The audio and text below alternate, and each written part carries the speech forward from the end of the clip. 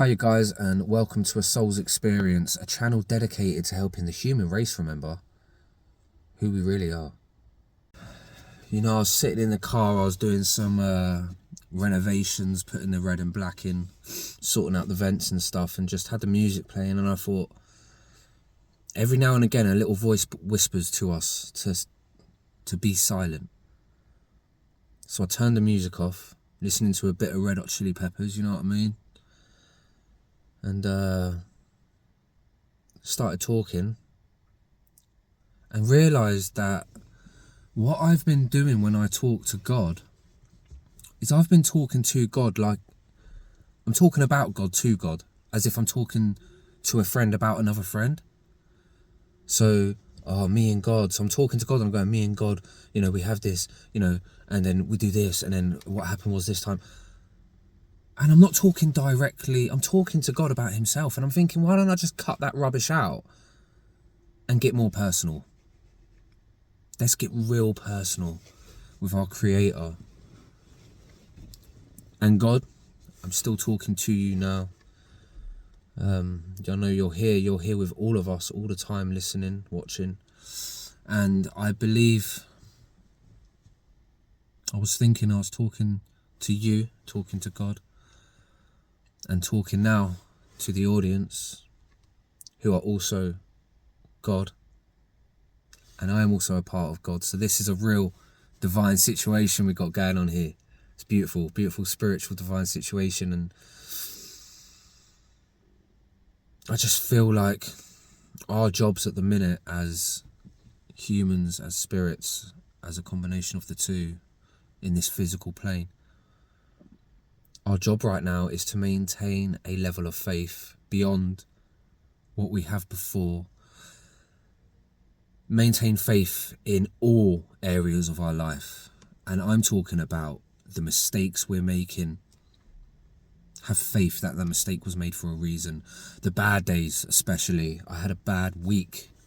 Last week I had a bad week, which was crazy because I came back from the British Championships on such a high.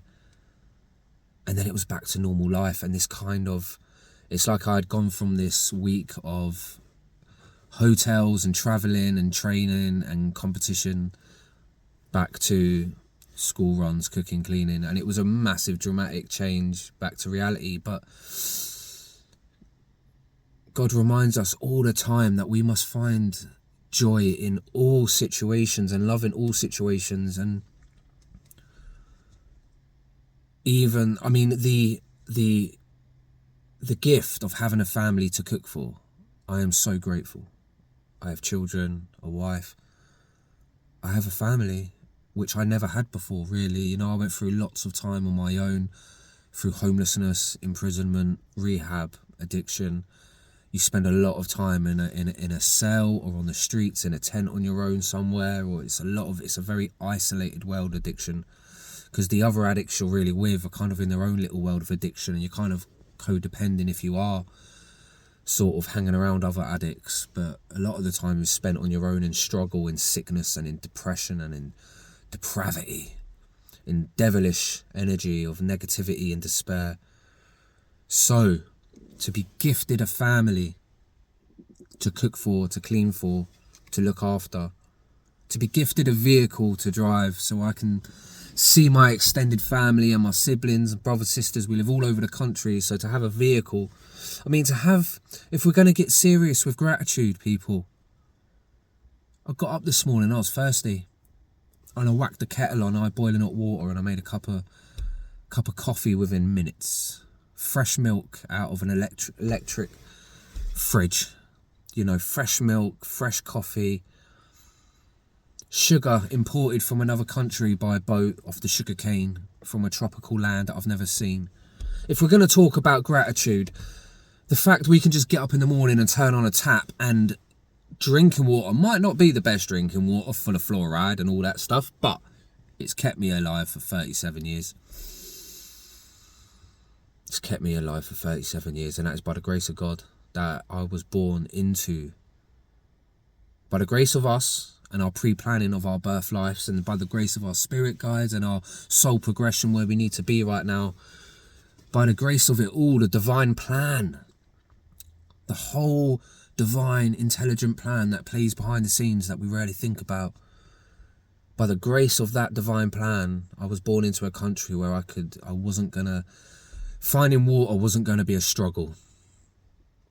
Food hasn't always been as easy, but water, go into a petrol station toilet, drink out the tap, find a graveyard where they use the outsourced taps, drink out one of them. I've done it all my life, drunk out of all kinds of taps all over the place, you know, and it's kept me alive, and that is a miracle. Like water, man, I didn't know I was even going to start talking about water, but let's think about water for a second.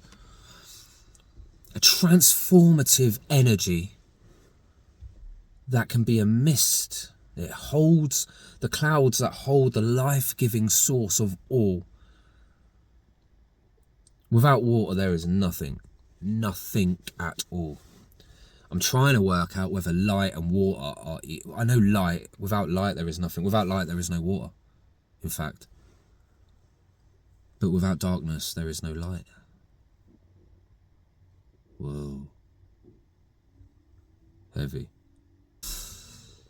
And I think we need to be grateful of the darkness as well, because, like I've just said, without the darkness is opportunity, right?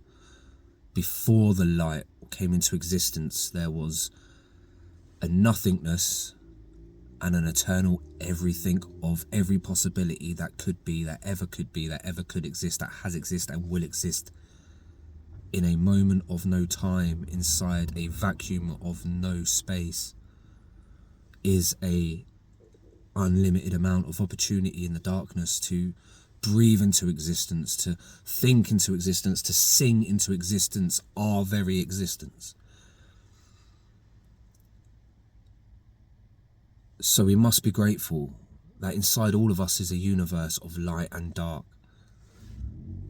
How many times has the darkness saved your life? I remember one time I was violently attacked in my home.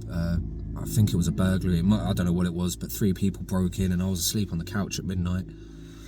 I was being attacked with wooden poles, and once I realised what was happening, like it felt like wood anyway, wooden bed legs or something had an edge to it. Definitely wasn't a bat. It had a sharp edge to it because it split my head open. I had to go to hospital, get all stitches in the back of my head. And 3 guys were attacking me, and I tell you what, if I was just full of nothing but light, I would be dead now. Because I had to fight my way out of that situation, something rotten. You should have seen the room the next day when the CID and the police come round to photograph the scene. Blood up the ceiling, blood up the walls, blood from the front room into the bathroom. How we had fought from the front room through the house. We had fought, and that's how I managed to get out the door, which was by the kitchen. I'd fought my way 20 foot through a house against guys with weapons, and I was half asleep. But that fight came from the darkness in me. That will to live came from a Neanderthalic, carnivorous place like a lion. I felt like I was fighting for my life. I was fighting for my life, and this energy from deep within my gut roared through my muscles into my very being, and I became just a kind of machine that would not stop moving forward. No matter how many blows they gave me, no matter how many hits I took, this kind of deep, heavy, emotional energy, this fight, this gritting teeth, this roar of pure energy kept me going towards a crack of light through the door. And I was thinking about this the other day, this story, because 3 people tried to kill me that night. I still to this day have no idea who it was. They even set the house, once I had gone, they set the place on fire, probably trying to cover the evidence, but it didn't work. They just burnt half the flat, so that the flat I went back to was half burnt, glass everywhere, blood everywhere. And I was about 21 years old at the time, and police took some pictures and went, "See you later, we'll be in touch if we find anyone." And they left me in that mess with a door hanging off, just sat there with stitches in my head.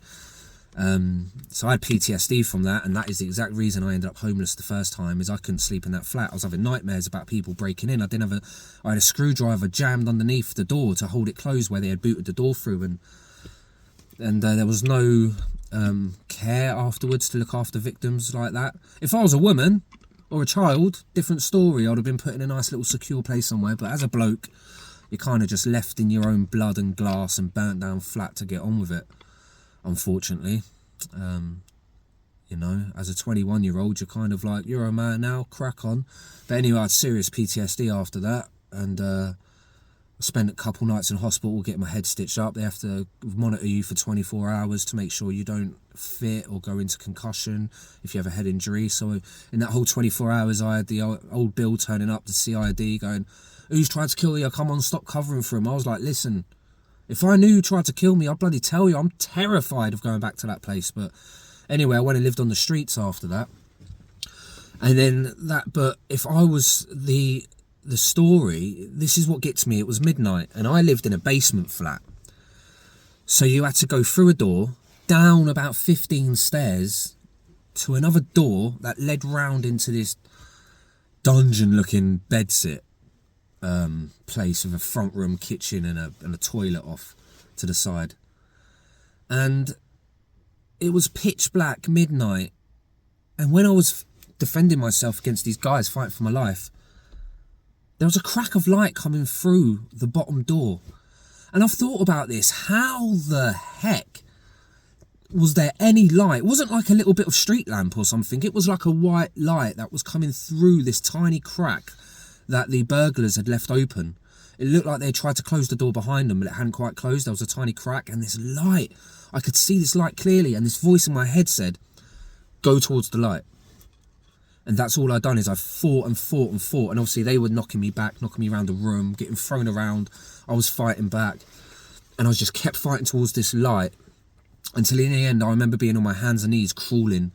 And I managed to get out the door in my boxers. And I ran down the street in my boxer shorts, covered in blood. For anyone who's had a head injury, you know how much they bleed. I was head to toe covered in blood. And I got to Torquay in Devon, in the UK. I got to Torquay police station, covered in blood, in my boxers, and there's a pub opposite. Anyone who knows Torquay police station knows there's a pub right opposite, and it was emptying time, and so there's a load of drunk blokes outside the pub, and all they see is a bloke running around in his boxers banging on the glass on the Torquay police station because it's closed. And I'm still petrified these guys are going to try and chase me down the street, try and kill me, stop me from getting away.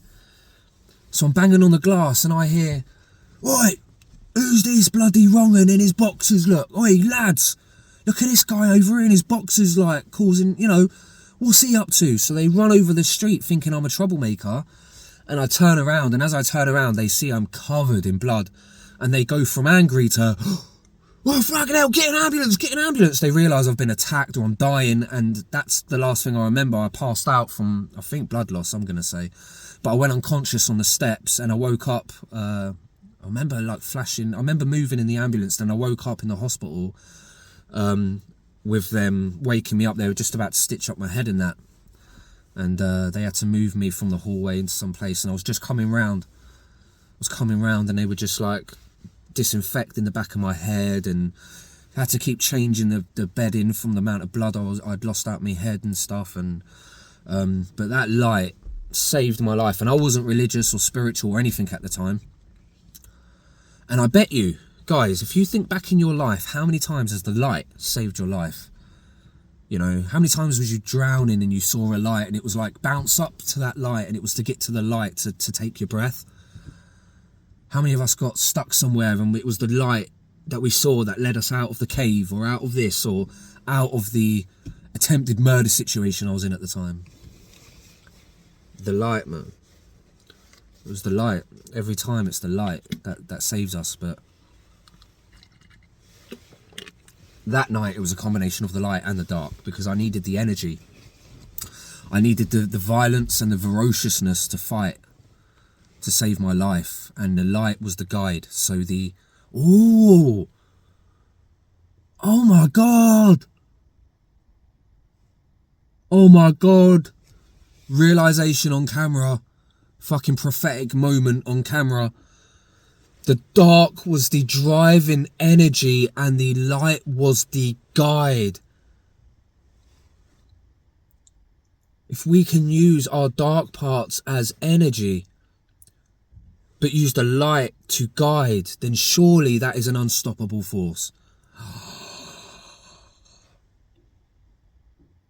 That resonates with me so much. There's something in that. I need to explore that. I need to explore that. I need to explore that.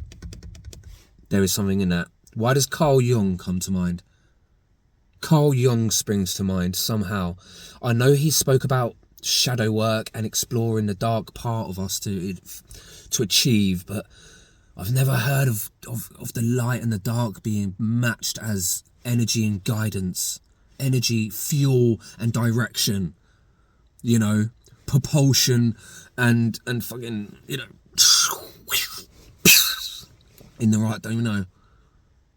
Because if we use light as energy and dark as guidance, we're not going to go anywhere. We're going to be stagnant in a really negative place.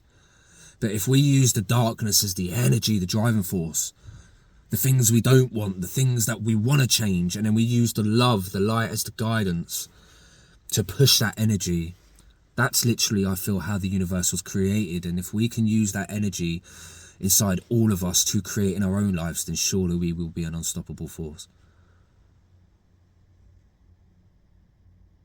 Yeah, we need to explore that together as a community. If you're new to this channel, please like and subscribe, because I could use your help with this one. Leave a comment in the low,